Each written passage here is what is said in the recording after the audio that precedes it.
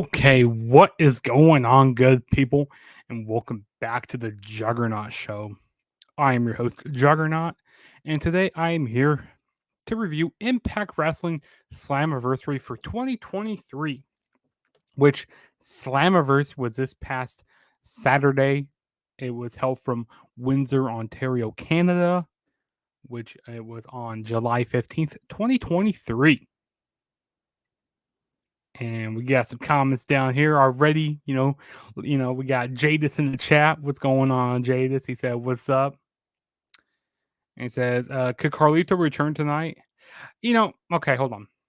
Even though this isn't talking about WWE right now, I feel like Carlito he's going to return on SmackDown, so I don't feel like he's going to be returning tonight. But it's not out of the realm of possibility. I feel like Carlito will return at like a SmackDown where Roman Reigns isn't appearing on, to take away from like Carlito and stuff. So yeah, I don't feel like Carlito is going to return tonight, but I wouldn't be surprised. But I feel like he'll be more on SmackDown with the LWO. And we got Chase in the chat. What's going on, Chase? But yeah, Impact Wrestling Slammiversary 2023 was this past Saturday, like I said. Overall, I thought it was a very enjoyable show. Now, would I say it's like, it's something like that really exceeds your expectations? Like this is the greatest pay per view of the year. I wouldn't necessarily say that, but it's not a bad show. I mean, there's nothing really bad to say about this show. So I'm not going to try to make this a long review. Let's go ahead and get started with this review, shall we? So the first match that kicked off the show, we had the Ultimate X match. We had Mike Bailey, and here we had Jonathan Gresham, Kushida, Kevin Knight, and Alan Angels, and a mystery and we had a surprise person in this match, which was Jake something, which he hasn't been in Impact for a while. Like he's been doing some indie stuff, with I think AAW, which is like in the Midwest. He's been doing some of that. Like Seth Rollins, was really part of that company quite a bit. When he was in the Indies. But yeah, that was pretty cool seeing Jake something. He cut his hair. He looks a lot different. He's really jacked. But yeah, it's cool seeing Jake something back. But yeah, the Ultimate X match. I thought this match was fun. I thought every guy really did well in this match. I mean, Jonathan Gresham. I kind of think he like went under the radar in this match because like I did not see much of Jonathan Gresham doing a lot of stuff in this match. But like there was one point where it was I believe it was Mike Bailey, Kushida, Kevin Knight, and Alan Angels. Like they were doing some really nice stuff in the ring together. That was pretty nice stuff in the match. I even like when Mike Bailey he climbed like the thing that the supports holding up the Ultimate X. Like he didn't go clear all the way up to the top. But I like the moonsault that he did. It was a breathtaking moonsault. That was pretty nice. Kevin Knight, he took a pretty nice inverted. No, he took a pretty nice poison rana from Alan Angels. Like Alan Angels, he was hanging on the cables, and then we had Kevin Knight. He was on the top turnbuckle, and ended up getting turned into a poison rana. So it looked like that spot was going to be dangerous. Like, oh, this ain't going to end well. But luckily Kevin Knight was all right there. Mike Bailey, he was probably the MVP of this match here. He was doing some amazing stuff here. He was doing some nice submissions, even on Kushida. That was pretty nice in the match. But we had a couple guys towards the end of the match. We had him fighting for the. Well, we had Alan Angels. He was low blowing a lot of people in this match. Giving people a lot of punching people in the dick and stuff a lot in this match. But yeah, we had a couple of people, fighting on the cables, trying to, go get the X. But Kushida ends up winning the match, which, well, I wasn't picking Kushida at all. I was predicting Alan Angels to win, but I was surprised that Kushida won. I mean, I'm not mad about it. And also, there was kind of like a botch in the match. Well, it wasn't like from any of the guys, but one of the cables or one of the things on the X division or on the Ultimate X, it kind of like fell apart. So like the X was just like hanging there from like one side, which was kind of unfortunate. But that's really the only gripe I have to say about this match. This match was pretty fun. I won't say it's the best Ultimate X match, but it was a pretty fun match though. But yeah, Kushida ended up winning though. Then the next match we had was for the Knockouts World Tag Team Championships. We had the Coven defending the titles against Masha Slamovich and Killer Kelly. Um, this match was okay. I mean, definitely you could tell like Masha Slamovich and Killer Kelly. They really connect with each other quite a bit now. After having those series of matches with each other. Um, they even though they make good enemies, they make better friends, and putting their differences aside, and winning these tag team titles, which they did win. Which I'm happy for Masha Slamovich. Ended up winning her first title in Impact Wrestling, so that's pretty cool. And I feel like she could put on some banger matches with some other women in this knockouts tag team division. I like who was it? Taylor Wilds. I like her finisher was like a widow's not a widow's peak or a which it's like something witching hour or something. I don't remember exactly what it's called, but I like when Taylor Wilde does that. That was pretty nice. Or another move for it's called the Golden Gate. I like that. I like that move she does. But Masha Slamovich ends up winning the match. And Masha Slamovich and Killer Kelly ends up winning when Masha does the snowplow. I believe it was onto Kylan King, I believe. I might be mistaken, but either way, Masha and Killer Kelly ended up winning. Hey, if you guys know who got pinned in the match, go down below because I watched this yesterday, but I can't really remember who got pinned. But yeah, we'll move on to the next match, which we had was so we had a tag team match between Bully Ray and Diener going up against Scott D'Amore and a partner of his choosing. So originally, like I said, my predictions, originally it was supposed to be Bully Ray and Steve Macklin, but unfortunately Steve Macklin got injured in the Down Under Tour in Australia. And also we had a special enforcer in this match was Darren McCarty, which he played for the Red Wings, the Detroit Red Wings, which I don't know much about, Darren McCarty, but apparently, these Canadian fans knew a lot about him and stuff. He played in the late '90s, and that they won some championships like back to back in the late '90s.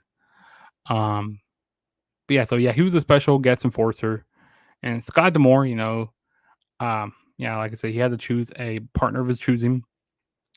So you heard the Team Canada music come on, and it was none other than Eric Young to come out. So Eric Young is back in Impact Wrestling. Which, there are rumors about Eric Young. He was going to be going to, he signed with WWE or he made a deal with them. But he never ended up going to, WWE, which, hey, Eric Young is better in Impact Wrestling. I like it better here. It's a better fit for him. He won't get lost in the shuffle of things over in here in Impact. But yeah, the Team Canada music came on. So it was kind of different seeing Eric Young like in this Team Canada, or like Canadian type of gear. Because like as of recent, he's been the heel. He's been running the design, and he's been running the design, and he's more grown up here. And now when he was a part of Team Canada, he was just a young guy. He didn't know much about anything, in the wrestling business. And he was still green in the wrestling business at that point. And he had some hair on him, so it was different seeing him here and all of his Team Canada stuff. And also, Diener, the reason why he was a Bully Ray is because he had a vendetta with Scott D'Amore. Because Diener, he was more of a Jeff Jarrett guy. So that's why he wanted to be a part of this match, because he doesn't like Scott D'Amore. But about this match, I thought this match was okay. Bully Ray, there was one point where he low blowed Scott D'Amore. And he wanted the referee to disqualify him because he didn't want to do this match. He didn't want to do it. So the actual referee ended up leaving. He was tired of Bully Ray's shit that he was doing. Ended up leaving, taking off his referee shirt. And then Darren McCarty ended up putting on the referee t-shirt. So basically this became a 3-on-2 match. Scott D'Amore hit a Canadian Destroyer on Diener, and then Eric Young hit a elbow drop off the top rope to get the 1-2-3. So the winners of the match were Scott D'Amore and Diener. I mean Scott D'Amore and Eric Young. So those were the winners of the match. I thought it was okay. I mean, like I said, it's cool to see Eric Young back, the return of Eric Young. And yeah, I guess we'll move on to the next match. And in the next match, we had was the X Division Championship on the line. We had Chris Sabin defending the title against Leo Rush. And this was a weird match because I was saying this is going to be a great match. It's going to be match of the night. Ended up being a squash match. I like the promo before this. Leo Rush basically, thanking Chris Sabin for everything he's done in the X Division. But then he said, I don't give a shit about that though. He says I'm doing this for me, and he says he doesn't care about all the stuff that he's done for the X Division in the past. And, he's really calling a shot here. That's what Leo Rush is doing. But we have Chris Sabin. He's doing his entrance. Leo Rush is in the ring. As Chris Sabin's getting on the apron, Leo Rush does a kick to Chris Sabin, and then Chris Sabin, he lands on the floor, and his back of his head hits and then doctors have to come rush to help out Chris Sabin, and the referee and the doctors were trying to talk to him, see if he could do this match. Because the fall looked pretty hard. I didn't know if it was an actual concussion or not. But there was one point, Chris Sabin, he ended up pushing the doctor away. He still wanted to be a part of the match, so he pushed the doctor away. Ends up trying to get in the ring. Leo Rush, goes in to attack him. Does some nice stuff on him. Beats him down. And then Leo Rush ends up going to the top rope and hitting the frog splash. Chris Sabin kicks out of that, and then Leo Rush goes back up and hits an air frog splash and gets a 1-2-3. And new X Division champion in a minute and 20 seconds is Leo Rush. And then Leo Rush, he was taunting after the match. So I don't think it was actually I don't think Chris Sabin actually got hurt, because if he did, I think Leo Rush would have been more concerned about that. Maybe, I don't know. Because I remember, when Owen Hart hurt Stone Cold, Owen Hart was definitely, he had some concern on his face.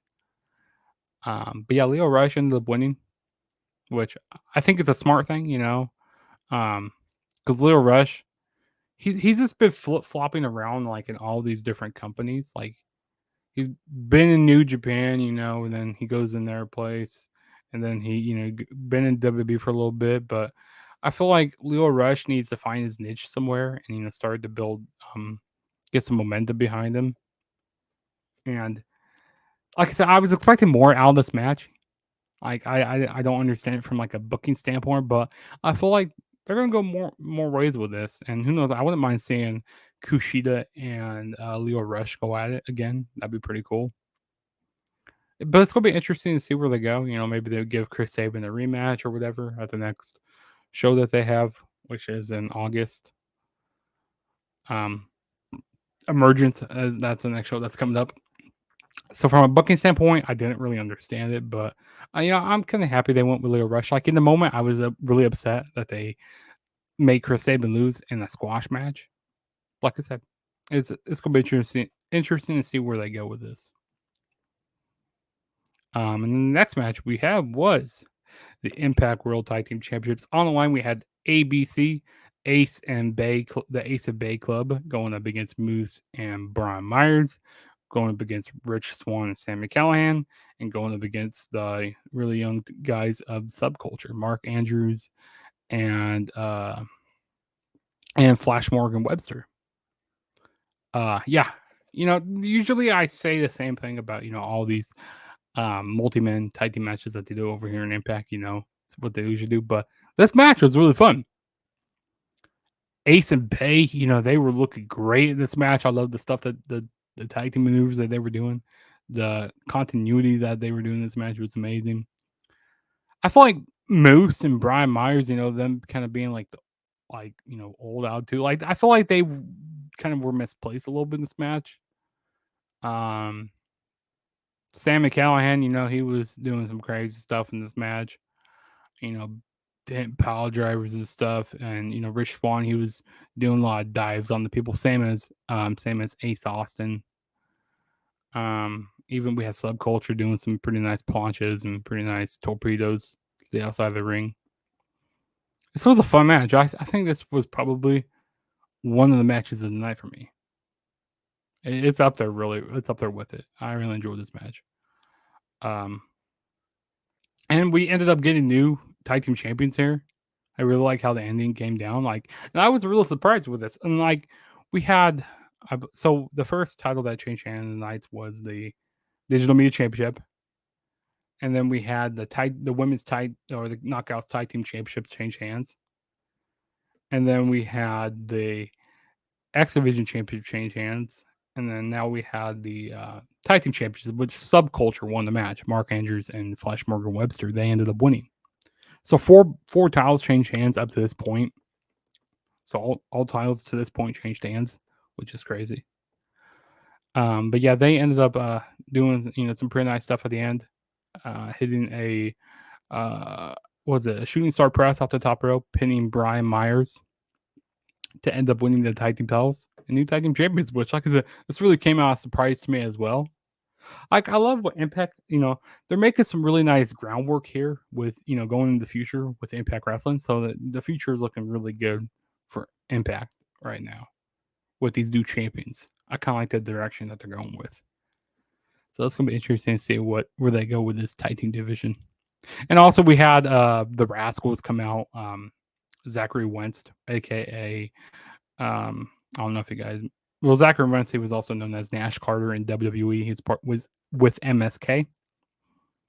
But yeah, he came out. He attacked. And yeah, Zachary Wentz and who was it? Trey Miguel. They attacked Ace and Bay, costing them the titles. But yeah, like I said, Subculture ended up winning the match.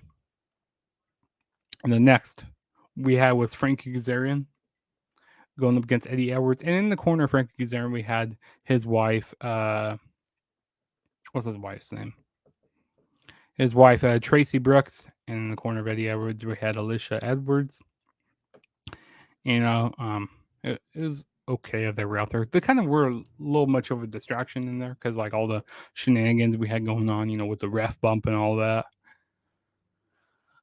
This match got quite a bit of time in here.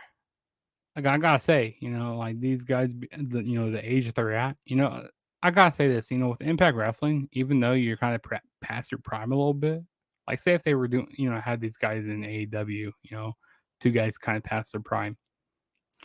And with the roster being as big as it is, like with WWE and AEW, I feel like they wouldn't give them as much time. But here in Impact, they give these guys even though if they're a little past their prime, they'll give them some good time in this match, which I did. Both these guys have really good chemistry. They both were trained by Killer Kowalski. It was a really fun match. I really wasn't looking forward to the match, going into the show, but coming out of it, I liked it. I really enjoyed it quite a bit. Like I said, we had a whole bunch of shenanigans in this match. The referee ended up getting knocked out, and Frankie Kazarian ended up locking in a crossface chicken wing, and Eddie Edwards tapped out. But like I said, the ref was out, so the tap out didn't count. We even had Alicia Edwards, try to she brought a candlestick and tried to attack Frankie Kazarian, but and Eddie Edwards even hit a low blow, and then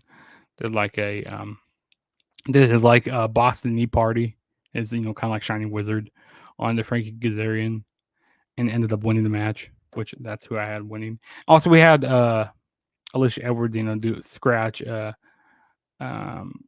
Frankie Kazarian on the back with her nails and all that. We even had Tracy and Alicia kind of get into it with each other. Then they were fighting.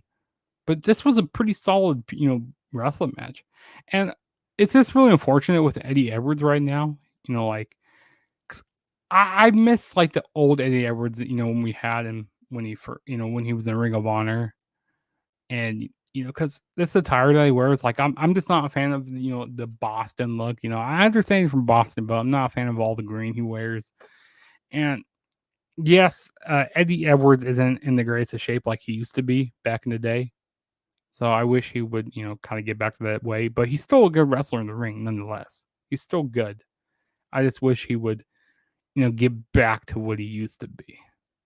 Get in better shape and look like I don't like the presentation of Eddie Edwards like with his attire. It just doesn't look like it just looks really lazy. And then also we have Frank Kazarian wearing the purple and gold, because you know we had like kind of LA versus Boston here because I think Frank Kazarian is from California, from around the area. Yeah, because he was part of SCU in AEW. But yeah, Eddie Edwards ended up winning the match though. Next we have is the co-main event here. We had the Knockouts Championship on the line. We had Deonna Purrazzo defending the title against Trinity, aka Naomi, for the people that know her from WWE. This was another solid match. I feel like it wasn't the best Knockouts Championship match I've seen ever, but it was still a good match. Um, it kind of seemed more like a WWE style type of match. Um, Deonna Purrazzo right here. She's a 3-time Knockouts champion here. Um, Deonna Purrazzo was, carrying Trinity in this match.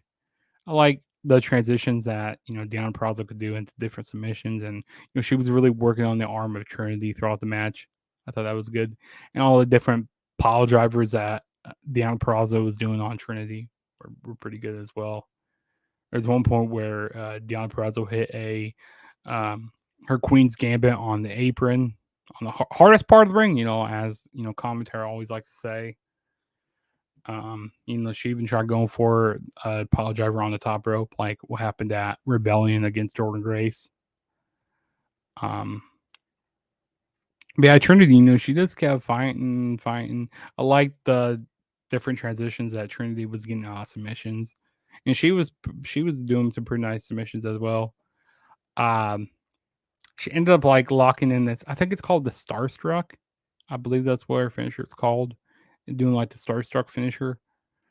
Or a submission. It's kind of like an octopus type of move, and ended up like locking her legs up and it's locking Deonna Purrazzo in the submission, and Deonna ended up having to tap out.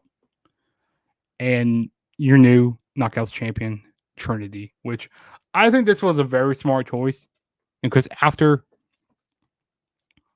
Trinity or Naomi left WWE, she needed they needed to like really do something big with her. And I think Impact should be like really fortunate that they have Trinity because she could have went to New Japan, she could have went to AEW, she could have went to elsewhere. She chose to come to Impact, so Impact should be really lucky to have her. I feel like this is going to get more eyeballs on Impact, for people that don't really watch it on a weekly basis. Now that they have Trinity and now they have the Knockouts Championship on her, I feel like more women and more people who are a fan of her are gonna end up, trying to figure out how to watch Impact and order these pay per views. Like, oh, I need to watch Trinity in this match. So that's a really smart thing that they pulled the trigger and gave her the title. Like, I don't know if it's a long, I don't know if they signed her to a long term deal, but hey, this was a great moment to put the title on her. And Deonna Purrazzo, this didn't really hurt her that she lost the match here because she's won the Knockouts Championship 3 times, so I think that was okay that she lost her. But yeah, Trinity ended up becoming the new Knockouts champion. Next, we had was a main event for the Impact World Championship. We had Alex Shelley defending title against Nick Aldis. And before this match, who was it? Gia Miller. She was trying to interview Alex Shelley, saying, "Oh, after what happened to Chris Sabin earlier tonight, could this be the end of the Motor City Machine Guns era?" And Alex Shelley, he just kind of like walked off, didn't even look at her. He looked at her, but then he just walked off, didn't even say anything. So you kind of, sense that Alex Shelley was nervous. He was like he saw how he was kind of scared that okay he could be losing his title. Kind of even though he is a champion, he was basically slated as the underdog here. Um, And Alex Shelley, he's a fight. He got a lot of dog in him. Right at the beginning of the match, Alex Shelley spits some water into the face of Nick Aldis.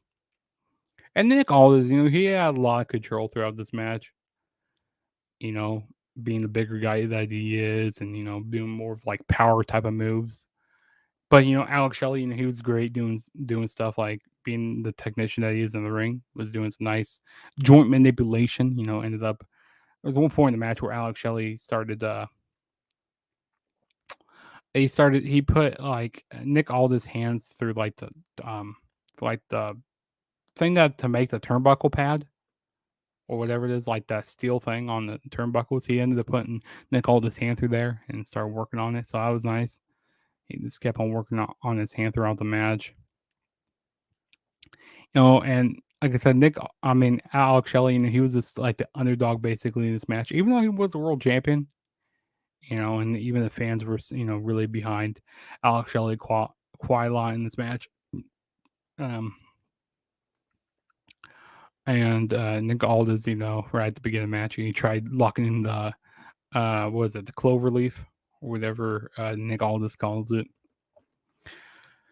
But Alex Shelley, he ends up still retaining the title, so he isn't a transitional champion, and like going into this match, like, oh, Nick Aldis isn't it? No, Alex Shelley is a transitional champion. He's not going to be able to retain, there was some point in people saying, okay, yeah, and the reason why they brought Nick Aldis went in here is to win the title. And this was smart to have him here because, without having Josh Alexander and without having Steve Macklin, it's pretty good that they brought Nick Aldis in, to get people to get this pay-per-view as well. So that's a smart thing. But yeah, Alex Shelley wins. He hits his, what was this, the Skull and Bone? No, not Skull and Bones. I can't remember what his finisher is called exactly. But he ends up in his finisher onto Nick Aldis and getting the 1, 2, 3 and still the Impact World Champion Alex Shelley. And Alex Shelley, after the match, he's celebrating in the ring. The fans are happy. You think the show is over. But then you get the walking weapon, Josh Alexander. He came out. He got the microphone, and all he said is he's had a little stare down with Alex Shelley. And all he says, I'm back. So we got Josh Alexander back in Impact. I thought his injury, I thought he was going to be out a little while longer. But no, we got Josh Alexander back in Impact. So maybe, who knows, maybe at Bound for Glory we get, the Impact World Championship between Alex Shelley. This time, as a world champion going up against Josh Alexander. The roles reverse this year at Bound for Glory in October. But we still got quite a ways to go. We still got that Multiverse of Multiverse United coming up, which is in August. We also have Emergence, which was a great show last year. We also have Victory Road. So we got some ways. We got some pay-per-views or specials to get till Bound for Glory. So who knows? Maybe they do Josh Alexander and Alex Shelley before Bound for Glory and have Josh Alexander win it before that. I don't know. But it's gonna be interesting to see where they go with all this booking, and even with Nick Aldis, where he goes, because I'm pretty sure that he's still gonna be in the ties, with this main event scene. But yeah, Alex Shelley ends up retaining the title, and we had some pretty big returns throughout the night. We had the return of Josh Alexander. We also had the return of Eric Young. We also had the return of Jake something. So we had 3 returns on this night. Slammiversary, the second biggest show of the year for Impact Wrestling, which was really fun show. I enjoyed it overall. Some bright, Impact Wrestling's future is looking really bright right now. I'm excited to see, what happens on the fallout with Impact Wrestling and where they go with the future. But yeah, that was my review of Impact Wrestling Slammiversary 2023. I definitely recommend checking out this show. Definitely, it's a worthy show of watching. I think the best match of the night for me was the Fatal 4-Way Tag Team match for the World Tag Team Championships. That was the best match of the night for me. But with that being said, if this is your first time ever checking out my channel, hit that subscribe button. Also, don't forget to hit that like button. Also, turn on the notification bell to be notified every time I make a new video. So you don't have to wonder, oh, when's Juggernaut making a video? Well, you know when I'm making a video because you have on my notification bell. And also go follow me on my social media platforms. Go follow me on Twitter and Instagram at TheTrueJSB. And with that being said, this is Juggernaut saying peace out, and I will catch you guys in my next video. So peace out.